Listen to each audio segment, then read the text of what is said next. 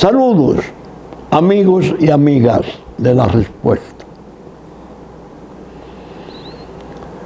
La verdad es que no sé cómo comenzaré a tratar los temas de este programa. En medio de la abrumante incertidumbre que siento, han ocurrido unos hechos capaces de angustiarnos y de afectar nuestra serenidad de muchas maneras. Haré el esfuerzo. Donald Trump, expresidente de los Estados Unidos, 4 años, estuvo sentado en un banquillo de acusado como reo penal de supuestas infracciones cometidas, especialmente de una que fue la que apoderó la jurisdicción. Una denuncia, querella de una señora que admite y confiesa su trabajo, artista de porno. Dios mío, una especie de Taira moderna, que consideró que ese hombre que había tenido unas relaciones sexuales con ella, la quiso callar para que ella no revelara eso, y decidió falsificar documentos de su empresa para sacar una suma, no sé de cuántos cientos de miles de pesos, de dólares, que así había instruido a su abogado, un abogado Cohen, abogado de Trump, para que le callaran la boca. Eso se consideró escandalosamente imperdonable. Apoderaron un tribunal de Nueva York, 12 jurados, y le dieron al mundo una lección penosa de un descalabro en Norteamérica que nadie en su sano juicio podía imaginarse. Eso fue una exhibición obscena, porque la realidad de la persecución política frente a un expresidente que en la actualidad domina todas las encuestas, que mereciera una votación de 80 millones de ciudadanos norteamericanos, y que en la actualidad esas encuestas lo siguen revelando como seguro presidente el 5 de noviembre de este año. Se determinó cazarlo, matarlo moralmente, como una manera de que se redujera el aprecio público por ese hombre tan infame que tuvo relaciones con aquella virgen y después la quiso callar para que no hablara de ello. Dios mío. El abogado Cohen traicionó a Trump, no hay duda alguna, y dijo que había hablado esa noche con Trump estaba en Mar-a-Lago y que él le dio las instrucciones de hacer eso, para pagarle el silencio a esa señora dama de salón que ya conocemos cuál es su verdadero quehacer. No la quiero calificar en forma vulgar y le llamo una etaira moderna. Dios mío, en Estados Unidos ocurrió eso, pero como dice el pueblo de abajo nuestro, con mucho gracejo, son las fines del mundo, porque esa ha sido una democracia ejemplar que ha tenido una separación de poderes, que ha sido guía de las constituciones de cientos de naciones, decenas de naciones al menos. Un poder judicial imponente, bueno, una Corte Suprema que cada fallo resultaba palabra de Dios. Y eso que está ocurriendo en New York es la justicia norteamericana de hoy. Pero bueno, ¿hasta dónde pueden imaginar los que le persiguen a ese hombre que cuando un jurado lo declara culpable, se incorpora y dice, la verdadera sentencia se dará porque el pueblo hablará el 5 de noviembre. Su elección como presidente domina todas las encuestas y la realidad es que frente al candidato, que es el actual presidente de Estados Unidos, por razones que la prensa vive exhibiendo, considerablemente disminuido en sus tradicionales aptitudes que fueron notables, sobre todo cuando era senador. Y aún en los primeros tiempos de Obama, cuando era su vicepresidente, pero que por las razones que se viven viendo y exhibiendo, evidentemente no es el mismo hombre.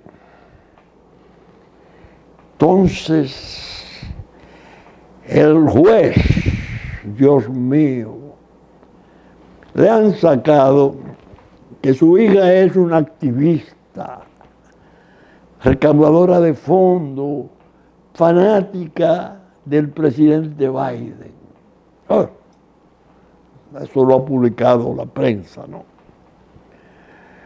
Pero ese juez le da unas instrucciones a ese jurado que yo como abogado, cuando estuve leyéndolo y después comentándolo con colegas, en realidad no lo he podido entender.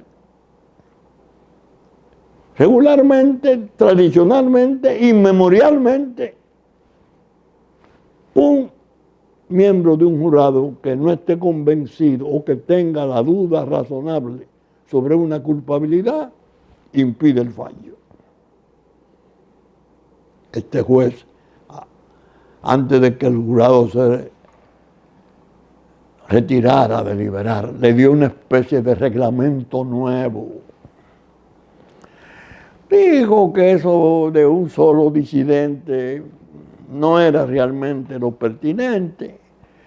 Llegó incluso a considerar que se podían dividir los 12 jurados en 3, 4, 4 y 4, y buscar la mayoría en uno de los 4, en los 4 y uno de los otros. Una locura, algo de manicomio. Incluso llegó a instruirle de algo más grave, que honestamente descalifica en forma terminante y oprobiosa ese fallo. Le advirtió a los jurados que ellos podían tomar en consideración, además del cargo de la etaira, la señora Daniels, la acusación del porno al expresidente de Estados Unidos, podían considerar 34 cargos más que se habían mencionado o se habían pasado en los plenarios de esa audiencia, que se entendía que respondía a un cargo fundamental. ¿Cómo? Decirle a un jurado, porque oyó que eso se ventiló ahí, que podían declararlo culpable además. Pero bueno, ¿dónde está el buen juicio? ¿Dónde está la razón? ¿Dónde está la decencia de esos poderes? El día que se escriba la historia de la justicia norteamericana y se aprecie cómo se ha desplomado la imponencia que siempre se admitió de un fallo en justicia, algo casi sagrado, sobre todo en los niveles de Corte Suprema, que sus fallos eran casi palabra de Dios. Y ya hemos visto cómo el proceso político de los últimos 10 años la estremeció y la ha desmejorado. Ahora se presenta este remate en un nivel de un tribunal de Nueva York. Dios mío, con esa aberrante declaración de culpabilidad. El juez se reserva el fallo donde va a imponer la condena y lo fija para julio, 4 días antes de la convención del Partido Republicano, donde Donald Trump es el exponente supremo de apoyo, que recibe el apoyo de ese partido. Es como decirle, se lo vamos a condenar 4 días antes para que lo tengan que elegir candidato a un convicto penal de 34 cargos criminales. 4 días antes. ¿Cuál fue la reacción de ese imputado excepcionalísimo? El verdadero veredicto lo dará el pueblo el 5 de noviembre, cuando hablará en elecciones. Es decir, que se puede dar el caso de que Donald Trump resulte condenado a 10 o 20 años, quizás más, quizás a perpetua. Nadie lo duda. Nadie puede ya dudarlo porque el escándalo se presta para todo. Y condenado así, el pueblo americano lo va a abominar porque lo decidió un tribunal y un jurado así aberrado. Y naturalmente eso entienden que le puede dar el triunfo al adversario, el presidente Biden, que intenta reelegirse. Lo que ocurre en la realidad es que cada vez que se le formulaba un cargo a Donald Trump, las encuestas revelaban un aumento de su popularidad. Es decir, que el duelo de noviembre no es con Donald Trump. No. Y Biden, no. Condenado así, el duelo habrá de ser entre la ira del pueblo norteamericano en una proporción de 85 millones y las instituciones y las perversidades de toda persecución política. Ahí han surgido los enigmas. ¿Y qué ocurrirá? Porque ahora condenado no pierde la posibilidad de ser candidato. Imagínense ustedes, ese hombre ordena su prisión, además de la condena anunciada. Le ponen su uniforme amarillento y sus grilletes. El problema comienza porque es expresidente de los Estados Unidos y tiene que ser protegido por el servicio secreto. No se lo pueden dejar a la policía penitenciaria, porque a esos niveles es posible que entonces se arrepienta, entre comillas, muera en prisión. El servicio secreto tiene la obligación de hacerse preso con su expresidente. Otros me dicen, y no pierde derechos civiles, como en el caso nuestro, ya con una condenación. Digo, bueno, primero la condenación de primer grado no dice nada, porque viene la apelación. No es condena definitiva e irrevocable. Y la presunción de inocencia se mantiene.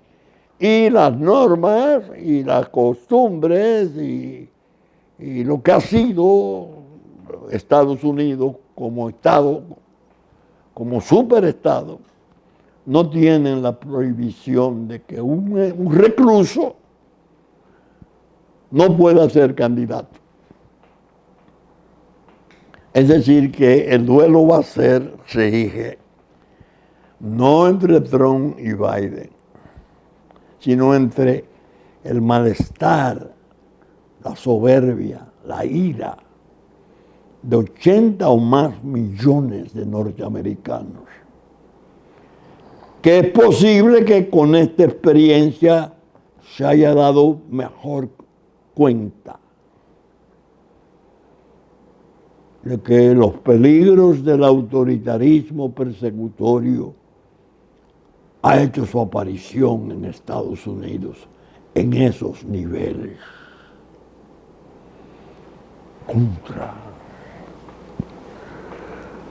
Leemos los editoriales de diarios importantes, oímos las opiniones, pero confieso, es tal la angustia y la incertidumbre que uno experimenta cuando ve producir hechos de esa calaña, así es que hay que llamarlo, no de ese talante, no, de esa calaña, mala calaña, en ese nivel de Estados Unidos, se abren todas las posibilidades de los desastres mayores. Ahora bien, oigan esto, mientras eso ocurre en un tribunal de New York, para asombro de una gran parte del mundo y repugnancia, aunque para el aplauso de los miopes y torpes que ven a ese hombre como una especie de castigo divino, porque ha amenazado con barrer con el pantano del establishment.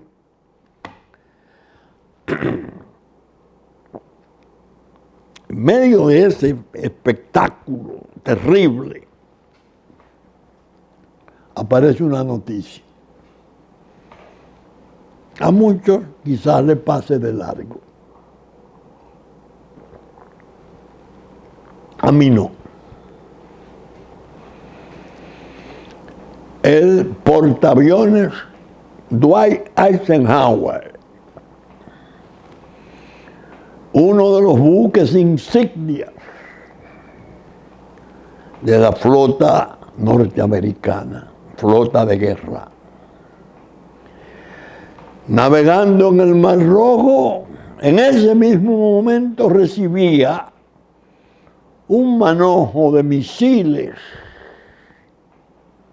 tirados por los hutíes de Yemen. Se supone que su resistencia antiaérea fue tan eficaz que no le hizo daño. Pero la prensa del mundo trae la foto del portaaviones y la información y lo que dijeron los terroristas al servicio de Irán en Yemen. Ese incidente, vamos a suponer que no tuviera una resistencia tan eficaz tecnológicamente el bombardeo con misiles. Y ese avión, ese portaaviones, hubiese sido alcanzado en su extensa pista y en su navegación. Ustedes tienen una idea del significado de algo como eso en estas circunstancias. ¿Eh? No solo eso. Desde la Casa Blanca llega la noticia, creo que del Departamento de Estado, no sé cuál de los, o el Consejo de Seguridad Nacional, de que el presidente Biden autorizó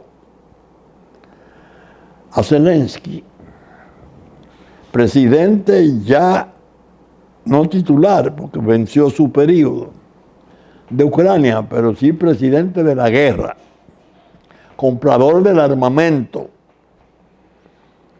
que él podrá usar los proyectiles norteamericanos de alta eficiencia y resolución para atacar a los rusos en su territorio.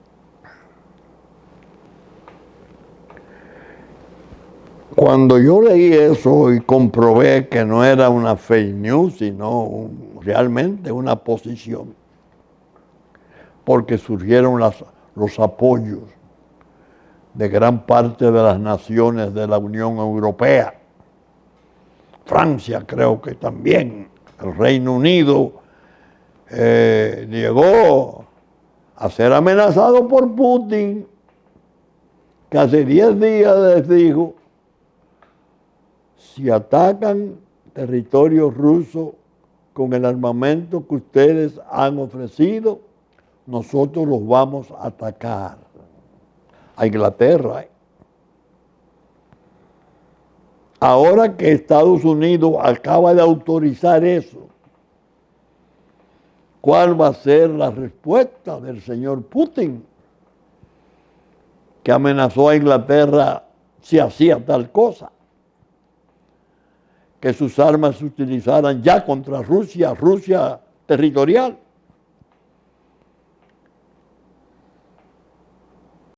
Como ustedes pueden ver, se está jugando con la muerte, con la extinción de la humanidad,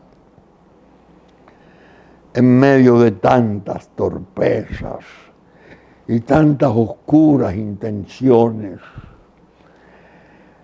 Por eso yo, que soy en eso medio, quizás supersticioso se podría decir,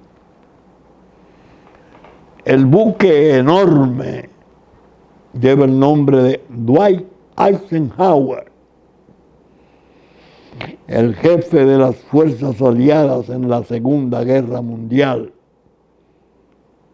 notable militar que fuera 8 años presidente de los Estados Unidos. Y fue ya cuando estaba enfermo para la muerte, el que dio un mensaje de alarma y alerta a su pueblo, a su Congreso, a sus instituciones. Cuídense del establecimiento militar industrial, que es muy poderoso. Provee las armas y hace la guerra. cuídense, dicho por un militar esencial de esa nación, cuyo nombre, repito, lleva el buque atacado. Qué coincidencia. En el fondo, no hay manera de excusar a estos hombres que gobiernan al mundo de haberlo sometido a tantos riesgos insondables, haberlo abocado a esta situación de hoy, en que basta un incidente grave, detonante de la escalada de la guerra, con Polonia, con los Bálticos, con Francia, con Reino Unido, con quien fuera, para considerar que estamos en guerra. Y de esa guerra ya he explicado otras veces. Einstein, el genio de Einstein, cuando se desarrollaba el arma atómica, llegó a decir que esto de usarse, que parece que estaba ya previendo la megabomba de hidrógeno, podría arrasar con la humanidad, y que para poder intentar una nueva guerra habría que hacerla con palos y piedras. Dicho por ese genio profético, de una inteligencia que pone a pensar en una especie de enviado.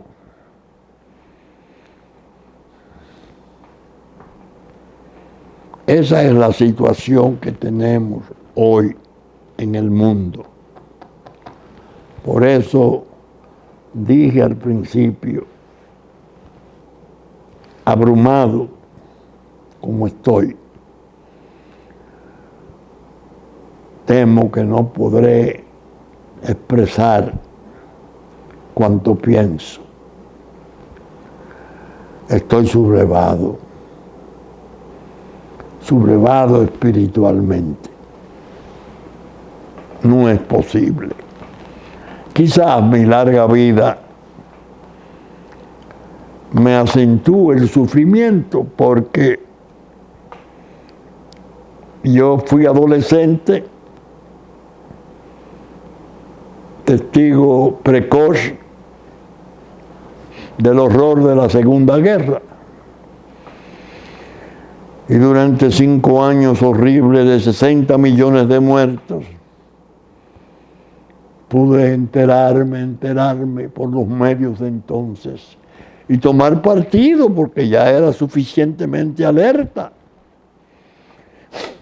de los bandos. El nazi dirigido por aquel genio del mal que fuera Hitler, los aliados, especialmente Churchill, Roosevelt, Inglaterra y Estados Unidos. Y otro muy importante, pero que no era un estandarte de la democracia, sino de la opresión y la dureza, Joseph Stalin, de Unión Soviética. Los tres grandes se le llamaba, sin descartar a otro que surgiera del seno mismo de la desgracia de Francia, con su rendición prematura, Charles de Gaulle. Es decir, una juventud que pudo ver esos lideratos sobresalientes de la defensa de la libertad mundial, cómo acordaban, cómo hicieron para vencer y cómo acordaron la normalización de futuro. incluso con la lucidez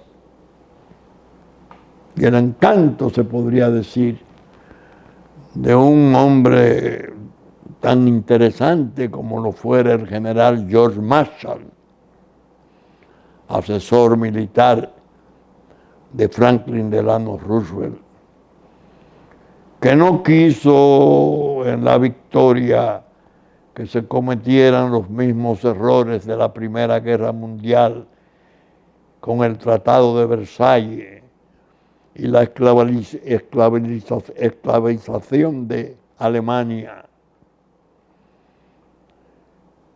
que sucumbió a la pobreza enorme, y Francia se mantuvo tenaz en el cobro de sus compensaciones, y aquel horror de esa sociedad tan brillante surgió el monstruo para la Segunda Guerra, Hitler, apoyándose en la iniquidad del Tratado de Versalles.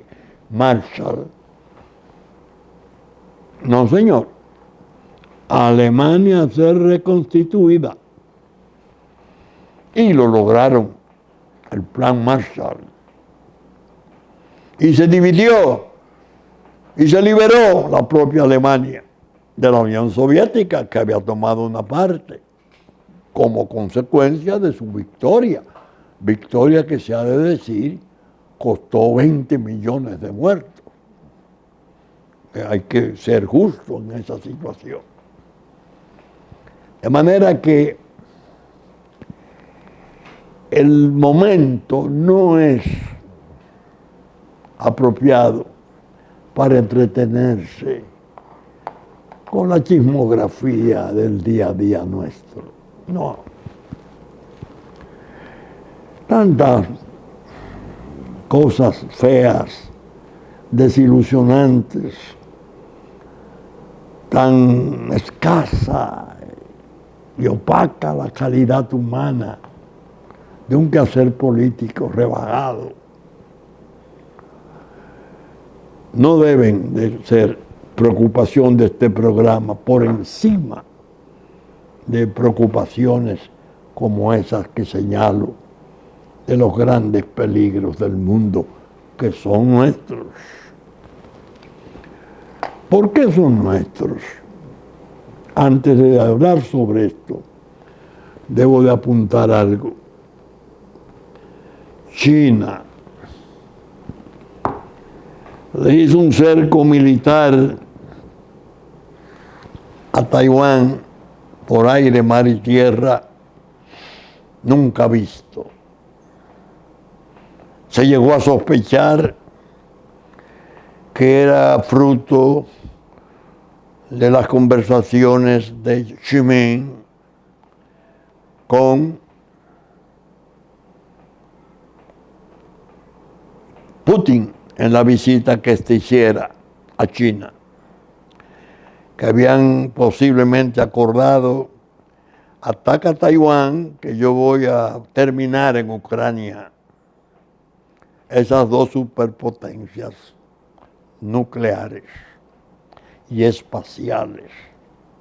Se llegó a decir eso. Yo dije siempre, la paciencia china es una especie de impronta, de marca, de una sociedad de 4.000 años.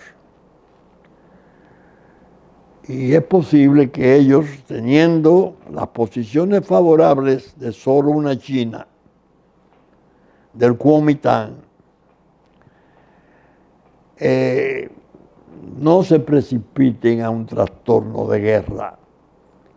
Sobre todo, según dije, porque hay un gigante dormido que luce pequeño, o lució pequeño antes de su decisión de rearmarse. Japón. China sabe a ciencia cierta que un Japón rearmado, tanto para la propia parte manejada por el comunismo en la Corea en la península de Corea, como para la propia China, es un reto. Lo voy a manejar de otro modo. Me dije, hasta cité de una obra del expresidente Richard Nixon, su entrevista con Zhou Enlai, y la voy a repetir para favorecer su comprensión. Él escribió su obra Los líderes y decía que Zhou Enlai fue el que más le impresionó de los líderes mundiales. Cuando lo visitó, después de la hazaña de Kissinger y él mismo de restablecer las relaciones con China, conversando sobre Taiwán, le dijo, ¿y eso qué ocurre? La isla de Quemoy tira un cañonazo todos los días y usted amenazando que van para Taiwán. ¿Qué es lo que está ocurriendo? Y Zhou Enlai le responde, no se preocupe, presidente. Nosotros primero somos chinos y después comunistas. Eso se resolverá en el tiempo debido. ¿Pero qué tiempo? Bueno, 40 o 50 años. Eso está en la obra de Nixon. Yo lo apliqué para la situación actual. China tiene un alto desarrollo, el mayor de los ejércitos, ya está en el espacio. Creo que va para la parte oculta de la luna, a cultivar, a intentar cultivar. No sé qué fruto de la tierra. No se va a precipitar, pero alertó todas las alarmas del lejano oriente, que venían a sumarse a lo que está ocurriendo en la parte sur de la Franja de Gaza. Israel, acosado por la propaganda del mundo y algunas posiciones muy agresivas de gobiernos como el de España, y haciendo reconocimiento, sumándose a los ya cientos y tantos existentes del Estado palestino, que repito, no se ha podido armar en la franja de Cisjordania, pese a que tiene un líder tan importante como Ahmad Abbas. En esas condiciones, Israel atacando Hamas en Rafah, la ciudad del sur, vecina a Egipto, Egipto resintiéndose, diciendo que se van a romper las relaciones si se siguen produciendo hechos en sus márgenes. Israel sosteniendo su posición. Nosotros estamos propuestos para ser extinguidos, pulverizados, quemados otra vez como pueblo. Eso lo ha dicho Irán. Y lo intentó comenzar con su lluvia de misiles, que la pudimos derribar. Pero ya le había hecho una advertencia que quería decir, no se sabe quién va a pulverizar a quién. Si Irán si alcanzaba el desarrollo nuclear pleno, o Israel, que sí tiene la bomba. El duelo de Persia y Esparta, que yo llamé aquí, está planteado.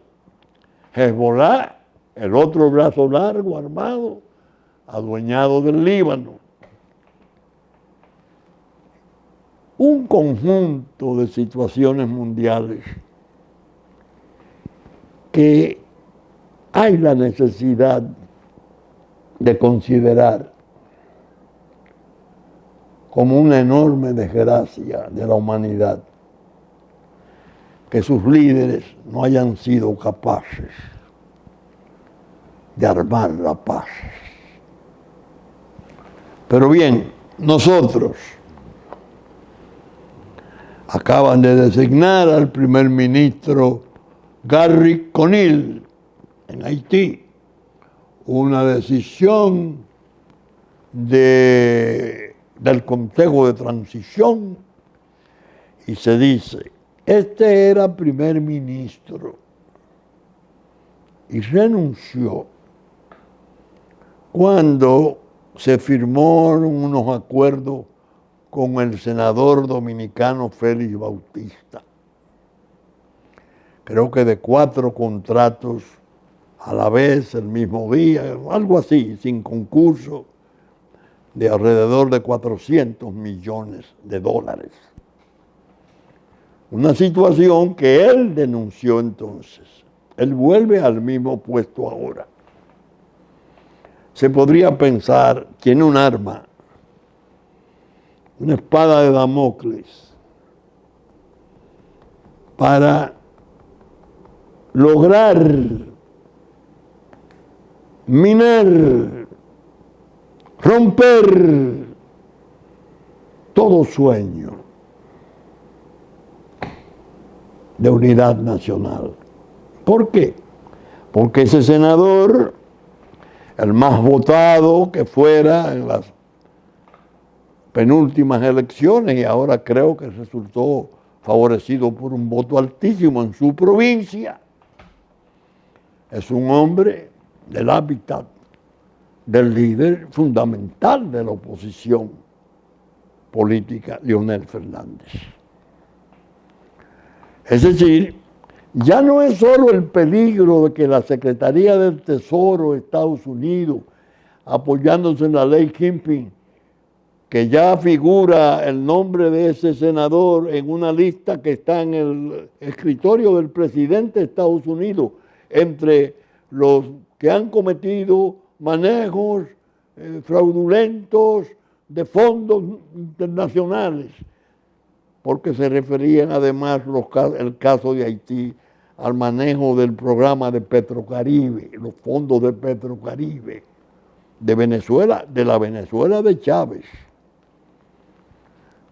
que nosotros lo tuvimos, pero su manejo fue normal. Sin embargo, en Haití se normalizó y llegó a convertirse en un escándalo de escala mundial, regional. No solo es el peligro de la ley del Tesoro, de la ley que el Tesoro usa, con un equipo SWAT que tiene, que se considera el más eficiente de Estados Unidos para perseguir capitales de ese tipo en el mundo, sino que ahora la espada de Damocles la tiene ese primer ministro que han dirigido. Yo espero que Leonel Fernández no se devuelva 1 milímetro de las posiciones que anunció en Dajabón sobre la cuestión de la defensa de nuestra soberanía, de sus peligros. Yo espero que Leonel Fernández logre la manumisión de esos grupos que muchos llaman moscas, tan tóxicos, tan miopes o tan alevosos con sus agendas y sus reservas y sus mediocridades, algunos de ellos, para influir sobre sus decisiones. Por eso, cuando se difirió la visita que propusiera el presidente de la República, como una manera de condescender al gesto bello de Leonel Fernández y Abel Martínez de haber felicitado su triunfo y haberlo felicitado en ocasión de su triunfo. Es decir, considerando que todo era normal. Ahora no. Ya vimos en el PLD cómo se produjo el desaire. No, en la Casa Nacional no. Una cosa que está en ruina, que está en total liquidación o reducción de lo que fuera, desgraciadamente. Y en la propia fuerza del pueblo comienzan los comités, no, estamos contrariados, esa invitación es un gancho, eso qué sé yo cuándo. Ahora viene la espada de Damocles del ministro de Haití, que puede afectar a un hombre de la importancia y significación de Félix Bautista en la fuerza del pueblo y de la innegable amistad y cercanía que éste tiene con el líder fundamental de la oposición, que dice uno de los, no sargentos, uno de los generales del Estado Mayor de la Fuerza del Pueblo, que quieren jubilar a Leonel cuando no es jubilable, porque está en plenitud, y que ellos no van a admitir eso, de que traten de hacer renovaciones arbitrarias sobre sus méritos.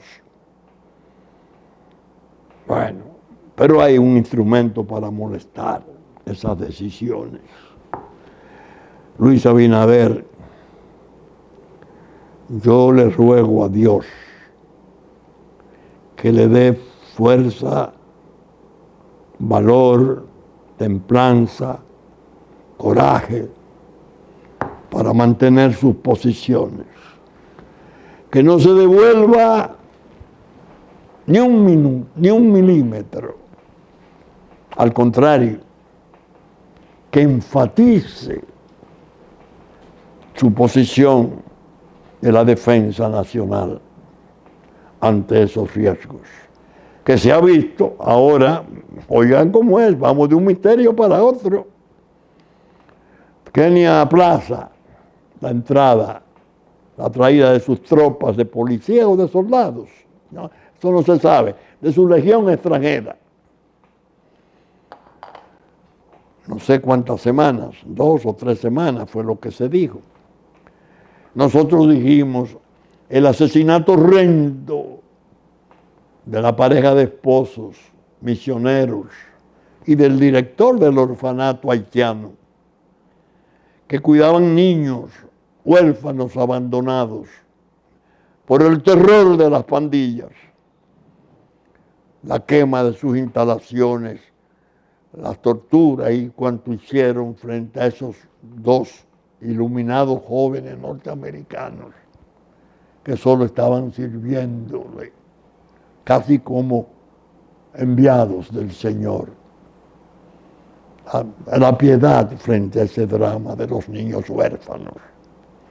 No, yo dije, ese asesinato fue una respuesta posible a la arrogancia del presidente Surto, que vino a Washington y declaró que iba a aplastar las pandillas criminales. Ahora sale que no, que el gobierno americano estuvo negociando con las pandillas y con mucha delicadeza la posibilidad de que dejaran repatriar los cadáveres de los jóvenes esposos misioneros muertos. ¿A qué vino Ruto? ¿A buscar más fondos? La oposición keniana se ha opuesto nuevamente, le teme al fallo de su Corte Suprema. Van a terminar negociando amnistía con la pandilla en lugar de las tropas kenianas, el diseño que yo he dicho del expresidente Obama. Todas esas incógnitas están ahí por descifrarse. Y la unidad nacional debe de ser un credo. Por eso lamenté tanto el desaire de transferir esa fecha. Que no se devuelva a Leonel Fernández de su posición expresada en Dajabón, acompañado de solo 2 amigos reales. Y que no ceda el énfasis del presidente de la República en todo cuanto sea necesario para fortalecer la defensa de nuestra soberanía y nuestro territorio, de nuestra supervivencia. Esa ha sido la posición nuestra desde siempre. Como partido, lo hemos dicho, lo hemos predicado y cumplido. No queremos que se afecte el tema de la nación, que es sagrado, por resabios y desencuentros sórdidos de grupos de poder. Hay que ponerse por encima de esas cosas, trascender. Y si Leonel no lo hace y se devuelve, y si Luis no persiste y se devuelve, las consecuencias serían terribles. Y claro está, habrá respuesta. ¿Cuál? La del pueblo, la de siempre, que tarda para reaccionar, pero cuando lo hace, lo probó en el 65, lo hace en forma sublime, como inmolación. De manera que ustedes habrán observado que el programa de hoy estuvo muy inclinado, que hasta se me olvidaran las advertencias sobre los virus. Esos bandoleros de virus andan ahí, atacando los pueblos. Y algo que quiero decir aquí al final de este programa. Yo pido una reunión, repito, formal, a puerta cerrada, entre el presidente de la República y el líder de la oposición, Leonel Fernández, para tratar un tema. No solo ponerse de acuerdo y reforzar las posiciones sobre soberanía, no. El tema más importante después de ese. ¿Qué vamos a hacer con las políticas públicas que necesitaremos para enfrentar al monstruo del fentanilo que ya se está allegando? Está devastando juventudes en pueblos de alto desarrollo y a nosotros nos llevaría a una desgracia 1000 veces peor que la adicción de la cocaína que hoy padecen nuestras juventudes. Amárrense el sable y piensen en grande, jóvenes, amigos. Con la gracia de Dios, saben ustedes que estamos saliendo por Supercanal, 11 de la mañana de domingo, canales 33 de Claro, 3 del cable, Teleimpacto, 12 del mediodía de domingo, 9 de la noche de domingo, canales 52 de Claro, 22 del cable, y que estaremos saliendo en YouTube a partir de las 12 del mediodía de este domingo, 2 de junio. Con la gracia de Dios esperamos estar con ustedes en una entrega más de la respuesta, su respuesta. Muchas gracias y hasta entonces.